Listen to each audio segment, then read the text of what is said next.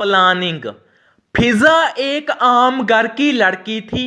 वह बहुत ही भोली थी, लेकिन उसके ऊपर बहुत लोगों की नज़र थी। लोग उसके ऊपर नई नई प्लानिंगें रचने को फिरते होते हैं और रच भी रहे होते हैं, पर उनकी प्लानिंगें जहाँ तो अभी काम कर ही नहीं रही होती और जहाँ कुछ हल्का सा काम कर कर फ्लॉप हुई जा रही थी। पर लोग लगातार लगे हुए थे और कुछ तो थक हार कर बैठ भी गए थे कि ये हमारे बस का काम नहीं है इसको नीचे गिराने का। तो फिजा को भी पता लग गया होता है कि ऐसे घटिया किस्म के लोग हैं।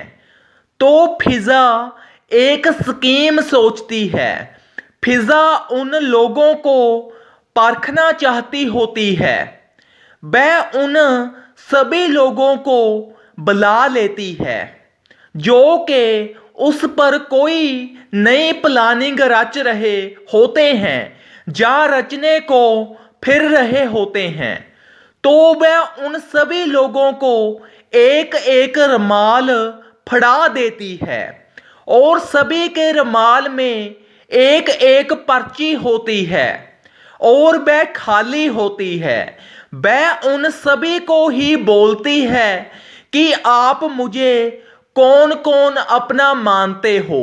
सभी ही प्रतिशत में इसका जवाब उस पर्ची में लिखो। और वो बोलती है कि मैं अभी कुछ टाइम बाद आपके पास आती हूँ। वो वहां से चली क्यों जाती है, इसके पीछे भी एक कारण होता है।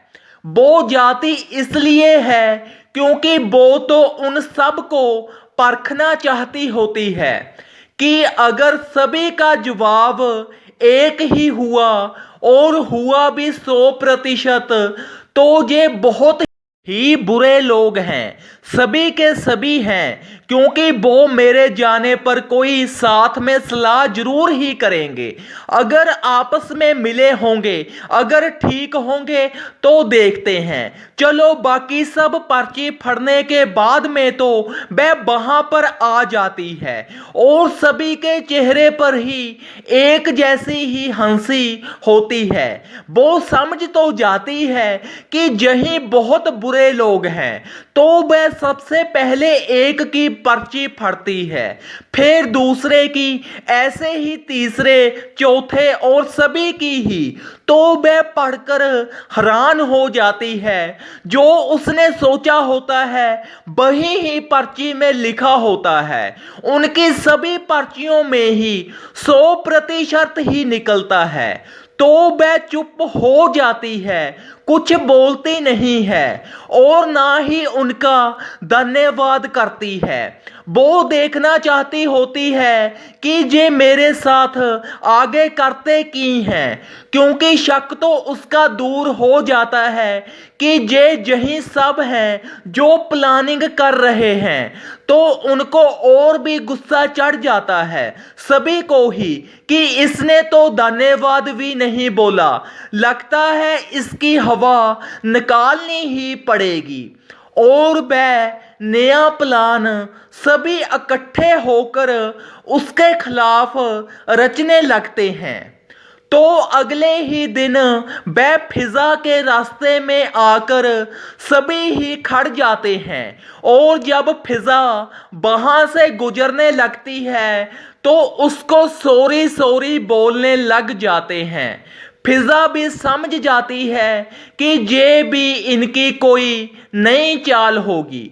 तो वह बोलती है, किस बात के लिए माफी मांग रहे हो, तुमने कौन सा मुझको कुछ कहा है। तो वह सभी ही बोलते हैं कि हम उस दिन सभी ने ही पर्ची में 100% लिखा, हमने सलाह कर कर ही लिखा था।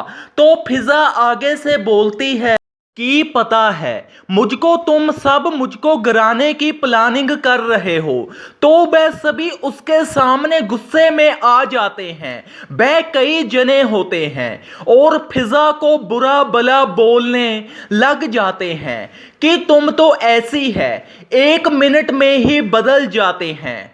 तो फिजा बोलती है कि मुझको इस बात का ही इंतजार था। तो फिजा उनकी हर एक प्लानिंग को ही फेल कर देती है, सिरे चढ़ने ही नहीं देती। उनकी आगे की प्लानिंग ये होती है कि फिजा को बातों में उलझा कर इसे नीचे गिरना है, किसी भी गलत तरीके के इस्तेमाल कर कर। पर उनका तो पहले से ही भंडाफोड़ हो जाता है। इस कहानी से हमें ये शिक्षा मिलती है कि प्लानिंग भी किसी बुद्धू पर ही काम करती है, चतुर पर नहीं। इसलिए प्लानिंग सोचने से पहले 100 बार सोचें कि हमारा हशर क्या होगा। धन्यवाद। इस कहानी को ज़्यादा से ज़्यादा शेयर करें। अगर आप चैनल पर नए हो तो चैनल को सब्सक्राइब जरूर करें। सब्सक्राइब के साथ बेल आइकन भी प्रेस करें ताकि आपको वीडियो का हर नोटिफिकेशन सबसे पहले मिल सके। और कहानी को ज़्यादा से ज़्यादा शेयर करें, एक प्यारा सा लाइक करें।